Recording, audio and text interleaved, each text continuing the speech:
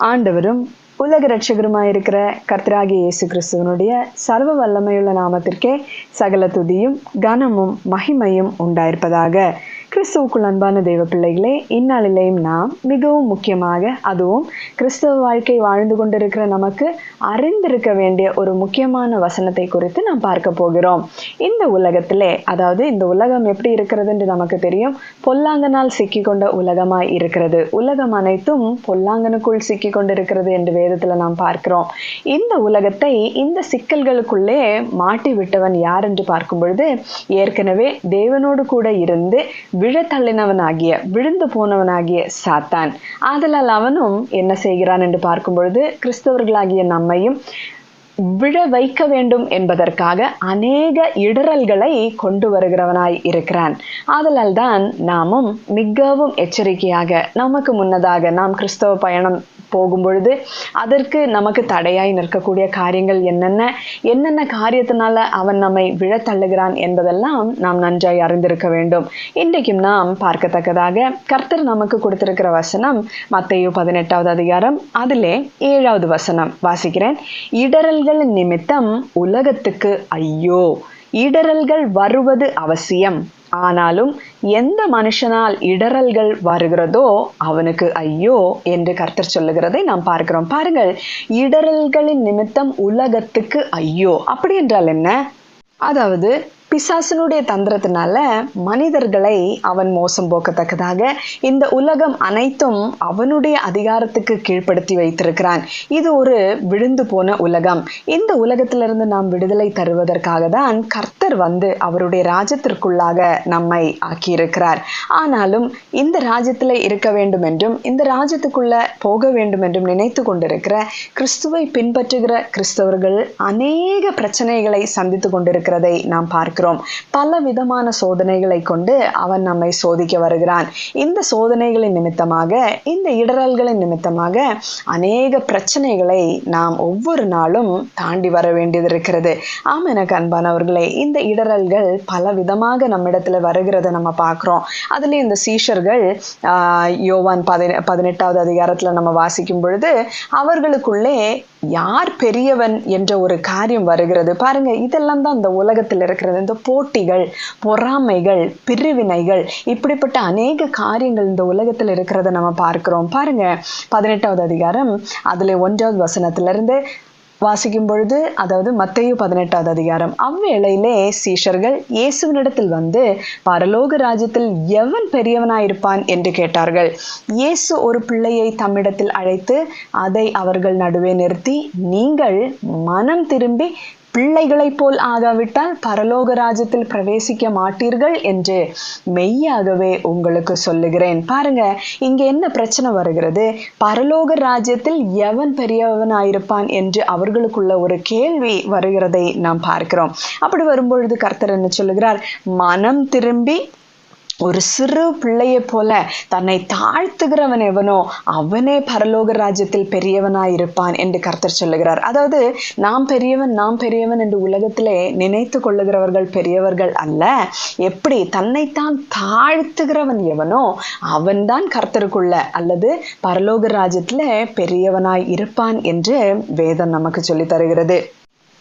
இந்த உலகத்திலே அநேக போட்டிகள், பொறாமைகள், பலவிதமான பொழுதுபோக்குகள், பலவிதமான காரியங்கள் நம்மை தேவனுடைய ராஜ்யத்திலிருந்து பிரித்து விடக்கூடியதாக அல்லது பரலோக ராஜ்யத்துக்குள்ளே நாம் நுழைய முடியாத அளவுக்கு பிரச்சனைகள் இருக்கிறது. ஒரு மனிதன் தேவனுடைய ராஜ்யத்துக்குள்ள நாட்டப்படும் பொழுது அவன் பார்க்க வேண்டியதெல்லாம் கர்த்தருடைய வார்த்தைக்கு நான் சரியாய் இருக்கிறேனா என்பதுதான்.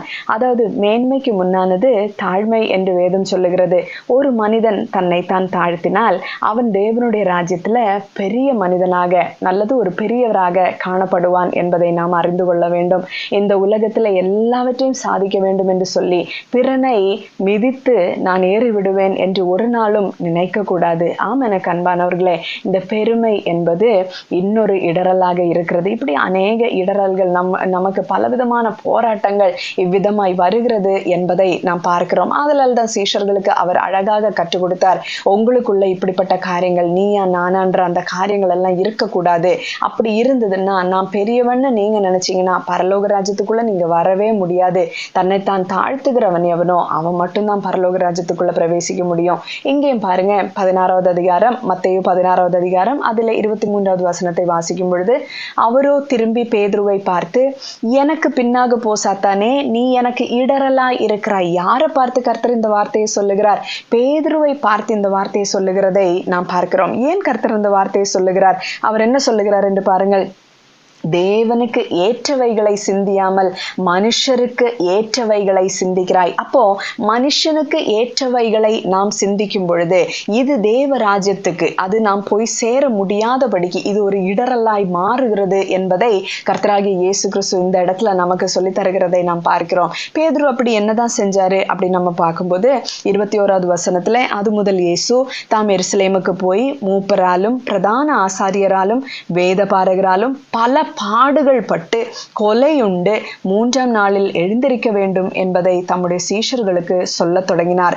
அப்பொழுது பேதுரு அவரை தனியே அழைத்து கொண்டு போய், ஆண்டவரே, இது உமக்கு நேரிடக்கூடாதே, இது உமக்கு சம்பவிப்பதில்லை என்று அவரை கடிந்து கொள்ள தொடங்கினான். பாருங்கள், உலகத்தரமாய் பார்க்கும் பொழுது பேதுரு தன்னுடைய நாதனை அல்லது தன்னுடைய மேய்ப்பனை ஒரு எல்லா விதத்திலும் ஒரு ப்ரொடெக்ஷன் கொடுக்கறது போல பேசுகிறது போல இருக்கிறது இல்லையா? இது எந்த விதத்திலையும் தவறுன்னு நம்ம உலகத்தரமாக பார்க்கும் பொழுது அல்லது மனிதனுக்கு ஏற்ற விதமாய் பார்க்கும் பொழுது இது தவறாக தெரியாது.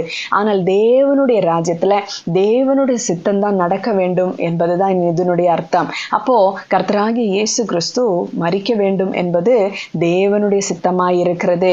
அவர் உயிர்த்தெழ வேண்டும் என்பது தேவ திட்டமாயிருக்கிறது. இந்த திட்டங்களுக்கு விரோதமாக மனித பூர்வமாக மனிதனுடைய இஷ்டப்படி ஒரு காரியத்தை பேதுரு சொல்லும் பொழுது அது தேவராஜ்யத்துல ஒரு இடரலாக மாறுகிறது. அதனால தான் கர்த்தராகிய இயேசு கிறிஸ்து என்ன சொல்லுகிறார்?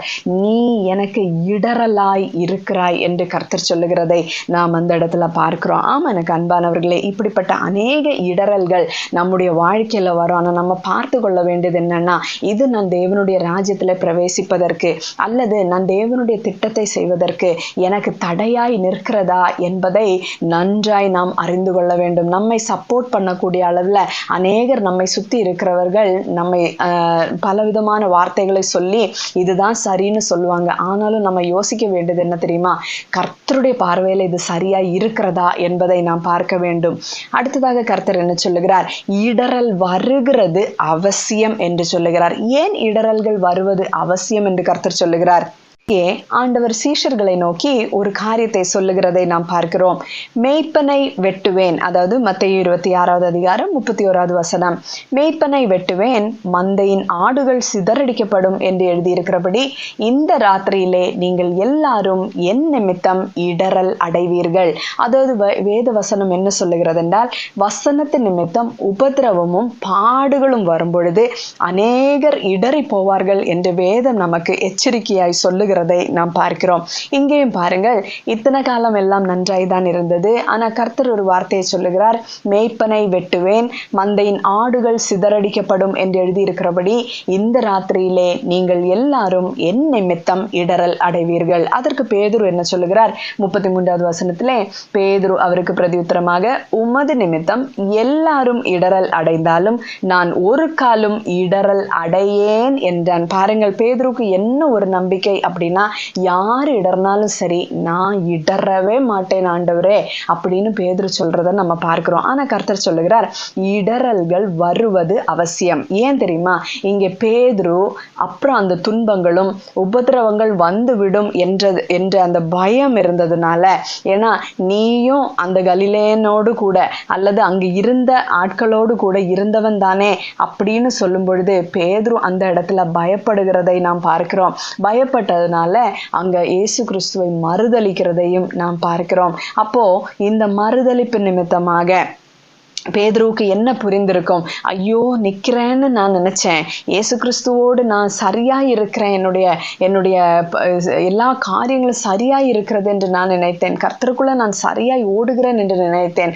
ஆனாலோ இப்ப என்னால நிக்கவே முடியலையே, நிக்கிறதுக்குள்ள அந்த பலன் என்னிடத்தில் இல்லை என்று பேதுரு அந்த இடத்துல புரிந்து கொள்ளுகிறதை நாம் பார்க்கிறோம். அதற்கு பிற்பாடு நீ என்ன நேசிக்கிறாயா என்று கர்த்தர் கேட்கும் பொழுது பேதுருவுக்கு அழுகை வருகிறதை நாம் பார்க்கிறோம். அப்படின்னா இடறல்கள் வருவது அவசியம் என்று கர்த்தர் ஏன் சொல்லுகிறார்? இந்த உலகத்திலே நாம் கிறிஸ்தவ வாழ்க்கை வாழும் பொழுது நம்மாலே நிற்க கூடுமா என்பது அறியத்தக்கதாக இந்த இடறல்கள் நமக்கு வர வேண்டியது அவசியமா இருக்கிறது.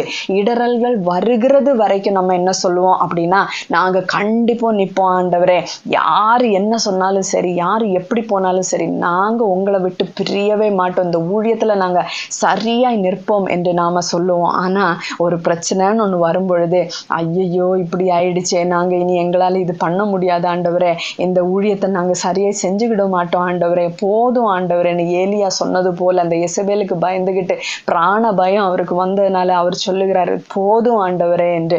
அதே போலதான் இங்கேயும். ஆமா அன்பானவர்களே, இடறல்கள் வருவது நமக்கு அவசியம். அடுத்ததாக கர்த்தர் இன்னொரு காரியத்தை சொல்லுகிறார். ஆனாலும் எந்த மனுஷனால் இடறல் வருகிறதோ அவனுக்கு ஐயோ என்று சொல்லுகிறதை நாம் பார்க்கிறோம். எந்த மனுஷனால் இடறல் வருகிறது அவனுக்கு ஐயோ அப்படின்னா யாருக்கு இடறல் உண்டாக்குகிறார்கள் என்று நம்ம பார்க்கும் பொழுது ஆண்டவர் சொல்றாரு இல்லையா, மத்தேயு 18வது அதிகாரம் 4வது வசனத்திலே, ஆகையால் இந்த பிள்ளையை போல தன்னை தாழ்த்துகிறவன் எவனோ அவனே பரலோக ராஜ்யத்தில் பெரியவனாயிருப்பான். அப்படின்னா என்ன? இத்தனை நாள் வாழ்ந்து வந்த அந்த வாழ்க்கை கர்த்தரால மாறின உடனே அவன் எப்படி ஆகிறான்? ஒரு பிள்ளையை போல கர்த்தரை ஏற்றுக்கொள்ளுகிறதை நாம் பார்க்கிறோம். அதற்கு பிற்பாடு பழைய மனுஷனை களைந்து போட்டு ஒரு புதிய மனுஷனாக மாறி விடுகிறதை நாம் பார்க்கிறோம். பாருங்க 5வது வசனத்துல, இப்படிப்பட்ட ஒரு பிள்ளையை என் நாமத்து நிமித்தம் ஏற்றுக்கொள்ளுகிறவன் என்னை ஏற்றுக்கொள்ளுகிறான், என்னிடத்தில் விசுவாசமாயிருக்கிற இந்த சிறியரில் ஒருவனுக்கு இடறல் உண்டாக்குகிறவன் எவனோ அவனுடைய கழுத்தில் எந்திர கல்லை கட்டி சமுத்திரத்தின் ஆழத்திலே அவனை அமிழ்த்துகிறது அவனுக்கு நலமாயிருக்கும் என்று கர்த்தர் சொல்லுகிறார். பாருங்க, எப்படிப்பட்ட ஒரு கொடிய பாவமாக இருந்தால் அதுக்கு இப்படி ஒரு தண்டனையை கர்த்தர் கொடுக்க வேண்டும் என்று சொல்லியிருப்பார் என்று சற்று நினைத்து பாருங்க. அதாவது பரலோக ராஜ்யத்தை ஒரு சிறு குழந்தையை போல முழு மனதோடு கர்த்தரை விசுவாசித்து இந்த வழியில நான் நடக்க வேண்டும் என்று மனம் திரும்பி வருகிற ஒரு மனுஷனை தான் தன்னைத்தான் தாழ்த்துகிற ஒரு சிறியவனை போல என்று கர்த்தர் சொல்லுகிறார். இப்படி மனம் திரும்பி வாழக்கூடிய இந்த சிறியரில் ஒருவனுக்கு இடறல் யார் உண்டாக்குறாங்களோ அந்த மனுஷனுக்கு ஐயோ என்று கர்த்தர் சொல்லுகிறதை நாம் பார்க்கிறோம். அதாவது விசுவாச வாழ்க்கையில சரியாய் நான் நிக்கணும் ஏசப்பா, உமக்கு பிரியமாய் நான் வாழணும் கர்த்தாவே, உம்முடைய நாமத்தை நான் எந்த இடத்துல மகிமைப்படுத்த வேண்டும், அதற்காக எனக்கு நீங்க உதவுங்க, இத்தனை வருஷமும் நான் எப்படி எல்லாமோ வாழ்ந்துட்டேன்ப்பா, இனி நான் சரியான வாழ்க்கை வாழணும்னு சொல்லி அந்த பரலோக ராஜ்யத்தை ஒரு சிறு பிள்ளைய போல ஏற்றுக்கொண்ட ஒரு மனுஷனுக்கு எந்த மனுஷன் இடறல் உண்டாக்குறானோ அவனுக்கு ஐயோ என்று கர்த்தர் சொல்லுகிறார். ஏன்? அவனுடைய கழுத்துல ஒரு இயந்திர கல்லை கட்டி அவனை சமுத்திரத்தில் அமிழ்த்துவது நலமாயிருக்கும் என்று கர்த்தர் சொல்லுகிறார். ஆம், எனக்கு அன்பானவர்களே, கர்த்தருக்காக மாறி கர்த்தருடைய நாமத்தை மகிமைப்படுத்த வேண்டும் என்பதற்காக இந்த கர்த்தர் என்னை மாற்றினார் என்று சாட்சி சொல்லி எல்லா விதத்திலையும் கர்த்தருக்காக வாழுகிற இந்த தாழ்மை, தன்னைத்தான் தாழ்த்தி வாழக்கூடிய கிறிஸ்தவ பிள்ளைகளுக்கு நாம் எந்த விதத்திலும் இடறல் உண்டாக்கவே கூடாது. நான்லாம் ஒரு நிறைய காலத்துல இப்படி ஒரு ஜெபத்தை ஏறெடுப்பேன். எப்படின்னா, ஏசப்பா என்னால யாரும் இடறிடக்கூடாது, அடுத்தவங்களால எனக்கும் இடறல் வரக்கூடாது ஆண்டவரேன்னு நான் நிறைய நாட்கள் என்னுடைய ஜெபத்துல வச்சதுண்டு. ஆம், எனக்கு அன்பானவர்களை, யாருக்கும் நம்ம இடறலாய் இருக்கவே கூடாது. ஏன் தெரியுமா? நம்ம இடறலாய் பிறனுக்கு இருந்தோம்னா இன்னொருத்தன் கர்த்தரை ஏற்றுக்கொள்றதுக்கு நம்ம இடறலா இருக்கிறோம் அப்படின்னாச்சுன்னா அதாவது உண்மையா நம்ம இடறல் பண்ணிட்டு இருக்கிறோம்னா நமக்கு ஐயோ தான். அவங்க நம்மளை இடறல்னு தேவையில்லாம நினைக்கிறாங்கன்றதுனால நம்ம அதை ஒத்துக்கொள்ள முடியாது. ஆனா உண்மையிலுமே ஒரு மனுஷன் விசுவாச ஜீவிதத்துக்கு வருகிறதற்கு நம்மை தடைக்கல் வைக்கிறது அல்லது விசுவாசியாய் வாழுகிறவனுக்கு நம்முடைய உடையினாலேயோ நம்ம சாப்பிடுற போஜனத்தினாலேயோ நம்ம இடறல் உண்டாக்கிட்டோம்னா நமக்கு ஐயோ என்று கர்த்தர் சொல்லுகிறதை நாம் பார்க்கிறோம். அப்போ இந்த பரலோக ராஜ்யத்துல நாம் பிரவேசிக்கிறதுல அநேக இடறல்கள் இருக்கிறது. இந்த இடறல்களை தாண்டி நாம் வர வேண்டியது அவசியமா இருக்கிறது. கர்த்தர் என்ன சொல்லுகிறார்? மத்தேயு 23:13 மாயக்காரராகிய வேத பாரகரே பரிசேயரே உங்களுக்கு ஐயோ. அதாவது எந்த மனுஷனால் இடறல்கள் வருகிறதோ அவனுக்கு ஐயோ என்று சொன்னது போல இங்க பாருங்க, அவர் என்ன சொல்றாரு? உங்களுக்கு ஐயோ. ஏன்? மனுஷர் பிரவேசியாதபடி பரலோக ராஜ்யத்தை பூட்டி போடுகிறீர்கள். கள்ளத்தனமான ஒரு போதனையை கொடுத்து இப்படியெல்லாம் நீங்க ஒண்ணு செய்ய வேண்டிய அவசியம் இல்லை, இப்படியெல்லாம் நீங்க மாற வேண்டிய அவசியம் எல்லாம் கிடையாது அப்படின்னு போதனையை சற்று மாற்றி பண்ணி பூட்டி போடுகிறார்கள். எதை? பரலோக ராஜ்யத்தை. பாருங்கள், நீங்கள் அதில் பிரவேசிக்கிறதும் இல்லை, பிரவேசிக்க போகிறவர்களை பிரவேசிக்க விடுகிறதும் இல்லை. மாயக்காரராகிய வேத பாரகரே பரிசேயரே உங்களுக்கு ஐயோ என்று கர்த்தர் சொல்லுகிறதை நாம் பார்க்கிறோம். அநேகர் அப்படிதான் விசுவாச மார்க்கத்துல சரியாய் நிற்க வேண்டும் என்று நினைக்கிறவர்களை திருப்பி விடுகிறதை நாம் பார்க்கிறோம். இது பெரிய பிரச்சனையாக இருக்கும். ஒரு மனுஷன் எப்படியும் கஷ்டப்பட்டு இன்னொரு பிள்ளைய கர்த்தருடைய சத்தியத்தை சொல்லி அவங்கள தேவனுடைய ராஜ்யத்துக்குள்ள கொண்டு வர வேண்டும் என்று நினைத்து கூட்டிக் கொண்டு வருகிற வழியில அவன் சொல்றதெல்லாம் நீங்க கேட்க வேண்டிய அவசியம் இல்லைன்னு சொல்லி தடைக்கல் போட்டீங்கன்னா நிச்சயம் உங்களுடைய கழுத்துக்கு அந்த எந்திரக்கல் வரும் என்பதை நாம் அறிந்து கொள்ள வேண்டும். எனக்கு அன்பான தேவ பிள்ளைகளை, ஆகுதலால் எப்படியும் நாம் பிறனுக்கு இடரலாய் இருக்கவே கூடாது. இங்கே அப்போஸ்தலர் 13 கூட அப்படிப்பட்ட ஒரு காரியம் நடக்கிறத நம்ம பார்க்கலாம்.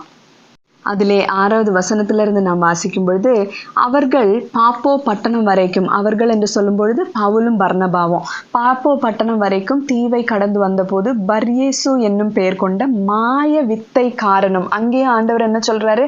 மாயைக்காரராகிய பரிசேயரே வேத பாரகரே என்று கர்த்தர் சொல்லுகிறார். இங்கேயும் பாருங்க, பர்யேசு என்னும் பெயர் கொண்ட மாய வித்தைக்காரன், கிறிஸ்தவன் என்று மாயம் போட்டு திரிகிறவன், உண்மையாக அந்த சுபாவ குணங்கள் மாறாதவன், கர்த்தரால் ஒரு மாற்றம் கூட அடையாத மனிதர்கள், இவர்கள் மாயக்காரர்களாய் இருக்கிறாங்க. இவங்களுடைய போதனை எப்படி இருக்கும் என்று நினைச்சு பாருங்க, மாயமாக தான் இருக்கும். ஆமா எனக்கு அன்பானவர்களை, பாருங்க, மாய வித்தைக்காரனும் கள்ள தீர்க்கதரிசியுமான ஒரு யூதனை கண்டார்கள்.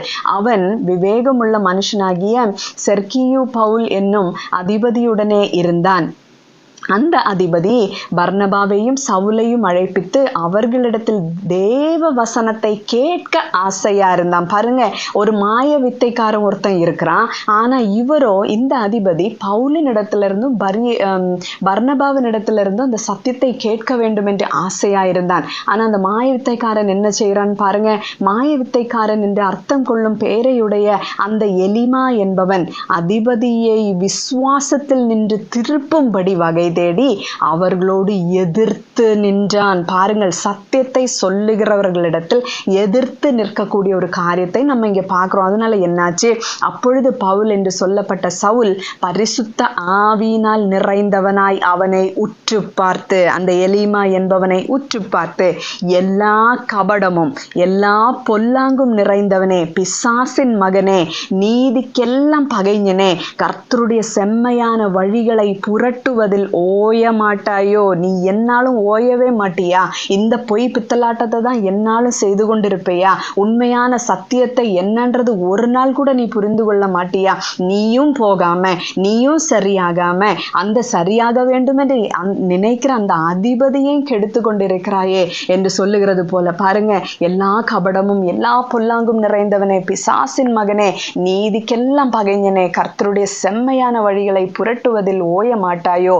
இதோ இப்பொழுதே கர்த்தருடைய கை உன்மேல் வந்திருக்கிறது. பாருங்க, எப்படி உன் கழுத்துல எந்திர கல்லை போட்டு அந்த சமுத்திரத்துல அமிழ்த்த வேண்டும் என்று கர்த்தர் சொன்னாரோ, அதே போல இங்க ஒரு பனிஷ்மெண்ட் நடக்கிறத நம்ம பார்க்கிறோம், ஒரு தண்டனை. பாருங்க, சில காலம் சூரியனை காணாமல் நீ குருடனாய் இருப்பாய் என்றான். உடனே மந்தாரமும் இருளும் அவன் மேல் விழுந்தது.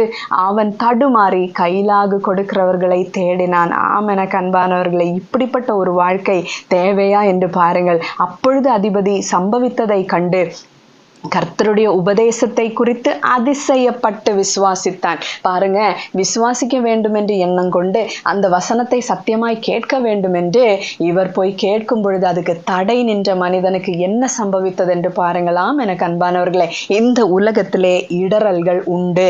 இடரல்கள் வருகிறது நமக்கு அவசியம். ஆகிலும் நாம் அதுல விழுந்து போகாதபடிக்கு, இல்லைன்னா அந்த இடரல்கள் வரும் பொழுது நாம் எப்படிப்பட்டவர்களா இருக்கிறோம், கிறிஸ்துவுக்குள்ள இன்னும் சரியா இருக்கிறோமா என்று நாம் நம்மையே ஆராய்ந்து பார்க்கத்தக்கதான ஒரு காரியமாய் இருக்கிறது. அதனால அது வர வேண்டியது அவசியம்தான். ஆனா யாருனால இடரல்கள் வருகிறதோ அவனுக்கு ஐயோ என்று கர்த்தர் சொல்லுகிறார். இதுல இருந்து நம்ம கற்றுக்கொள்ள வேண்டிய பாடம் ஒன்றே ஒன்றுதான். நாம் யாருக்கும் இடரலா இருக்கக்கூடாது. அன்புடன் சத்தியத்தை கை கொண்டு சத்தியத்தின்படி நாம் வாழ வேண்டியது அவசியமாயிருக்கிறது. எனக்கு அன்பான தேவ பிள்ளைகளே, அடுத்ததாக கர்த்தர் இன்னொரு காரியத்தை சொல்லுகிறதை நாம் பார்க்கிறோம். மத்தேயு 11வது அதிகாரம் அதிலே 6வது வசனத்திலே, என்னிடத்தில் இடரல் அடையாது இருக்கிறவன் எவனோ அவன் பாக்கியவான் என்றார். அதாவது கர்த்தரிடத்தில் இடரல் அடையாது இருக்கிறவன். ஏன்? கிரியைகளினாலே எல்லாமே முடியும்னு நினைச்சு தன்னுடைய சுயத்தினாலே எல்லாத்தையும் சாதிச்சிடலாம்னு நினைக்கிறேன் எந்த ஒரு மனுஷனும் இடறுவதற்கான கல் சீயோனிலே வைக்கப்பட்டிருக்கிறது என்று கர்த்தர் சொல்லுகிறார். அதனுடைய அர்த்தம் என்ன அப்படின்னா, என்னத்தினால் என்றால் அவர்கள் விசுவாசத்தினாலே அதை தேடாமல், அதாவது இந்த காரியம், அதாவது இந்த கிறிஸ்தவ வாழ்க்கை என்பது விசுவாசத்தினால் வரக்கூடிய ஒரு காரியம். அது விசுவாசத்தினாலதான் நம்ம மாறுறோன்றது புரிஞ்சுக்கணுமே ஒழிய நம்முடைய கிரியைகளினால அல்ல.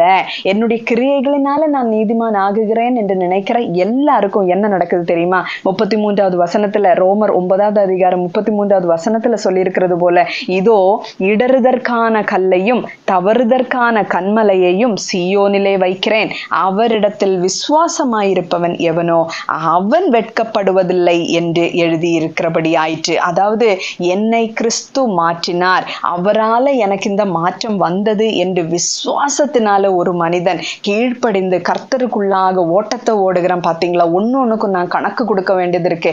என் கர்த்தர் பரலோகத்திலிருந்து என்னை பார்த்து கொண்டு இருக்கிறார். மறுபடியும் நான் அந்த பழைய மனுஷனாக இருக்கிறேனா அல்லது புதிதாக நான் மாறி இருக்கிறேன்? அவர் எனக்கு இரக்கம் பாராட்டி என்னை மன்னித்து இருக்கிறாரே, அதனால எனக்கு ஒரு மீட்புண்டு என்று நினைத்து அவருக்காக ஓட்டத்தை ஓடுகிற உண்மையான விசுவாசத்தினால நமக்கு இந்த வாழ்க்கை வந்திருக்கிறது என்பதை அறிந்து கொள்ளுகிற ஒருவனும் வெட்கப்பட்டு போவதில்லை. ஆனா தன்னுடைய கிரியைகளின் நிமித்தம் தான் ரொம்ப நீதிமான், மற்றவங்க எல்லாம் மோசம் அப்படின்னு நினைக்கக்கூடிய எந்த ஒரு மனிதனும் நிச்சயம் கர்த்தர் என்னும் அந்த கண்மலையில தடுக்கி விழுகிறவர்களாக தான் இருக்க முடியும்.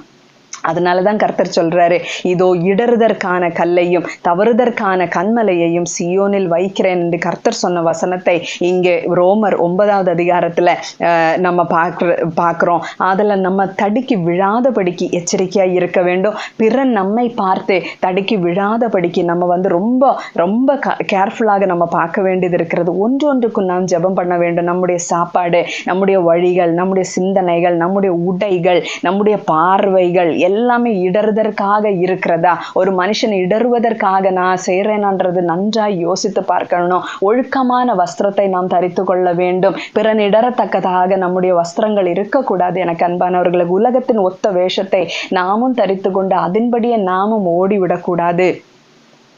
கடைசியாக பவுல் சொல்லுகிறதை நாம் பார்க்கிறோம். 2 கொரிந்தியர் 6வது அதிகாரம் அதுல 3வது வசனத்திலே, இந்த ஊழியம் குற்றப்படாதபடிக்கு நாங்கள் யாதொன்றிலும் இடரல் உண்டாக்காமல் எவ்விதத்தினாலேயும் எங்களை தேவ ஊழியக்காரராக விளங்க பண்ணுகிறோம். இன்றைக்கு உள்ள ஊழியங்கள் அநேகரை இடர பண்ணுகிறதா இருக்கிறதா என்பதை நாம் பார்த்து கொள்ள வேண்டும். சரியான சத்தியத்தை போதிக்கிறார்களா என்பதை நாம் பார்த்து கொள்ள வேண்டும். பவுல் அதனாலதான் சொல்றாரு, இந்த ஊழியம் குற்றப்படாதபடிக்கு நாங்கள் யாதொன்றிலும் இடரல் உண்டாக்காமல். அப்படின்னா என்ன அர்த்தம்? நம்மால இடரல் உண்டாக்க முடியும் என்பதுதான். நமக்கு நாமே இடரல் உண்டாக்குறோம் என்பதை அறிந்து கொள்ள வேண்டும். நம்முடைய கண்கள் நமக்கு இடரல் உண்டாக்கினால் அதை பிடுங்கி போட வேண்டும் என்று கர்த்தர் சொல்லுகிறார். நம்முடைய கைகள், நம்முடைய கால்கள், நம்முடைய சரீர அவயவங்கள் நமக்கு இடரல் உண்டாக்கினால் அதை தரித்து போட வேண்டும் என்று கர்த்தர் சொல்லுகிறதை நாம் பார்க்கிறோம். இடரல்ன்றது ஒரு ரொம்ப முக்கியமான ஒரு கொடுமையான ஒரு காரியம் காரியமாய் இருக்கிறது எனக்கு அன்பானவர்களே. அதனாலதான்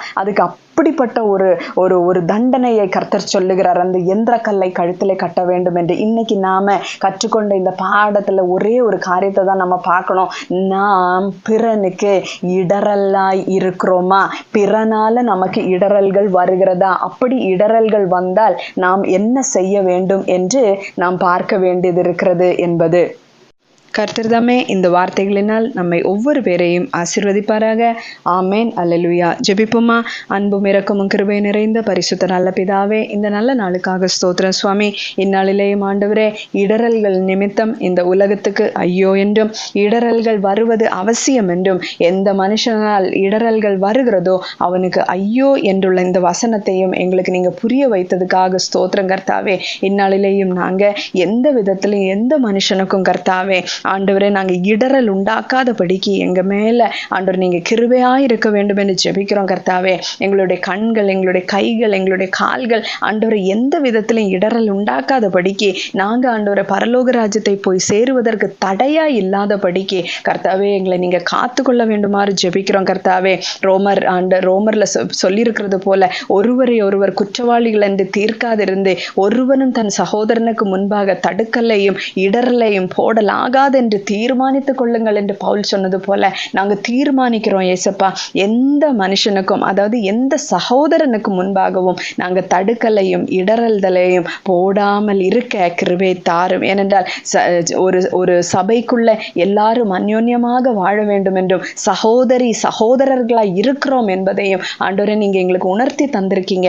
நீங்க தலையும் நாங்க எல்லாம் ஆண்டவரே அவயவங்களாயும் இருக்கிறோம் என்று, சரீரமாயும் இருக்கிறோம் என்று சொல்லி தந்தீங்க. சகோதரிகளுக்குள்ள இப்படிப்பட்ட காரியங்கள், சபையில இருக்கக்கூடிய ஜனங்களுக்கு இப்படிப்பட்ட காரியங்கள் வராதபடிக்கு கர்த்தாவே ஒப்பு கொடுத்து ஜெபிக்கிறோம் ஏசப்பா. யாருக்கும் இடரலா இராதபடிக்கு ஒவ்வொரு பேரையும் ஆசீர்வதிப்பீராக. இரட்சகரும் மேய்ப்பருமாகிய இயேசு கிறிஸ்துவின் நாமத்திலே ஜெபத்தை கேளும் ஜீவனுள்ள நல்ல பிதாவே. ஆமேன். அல்லேலூயா.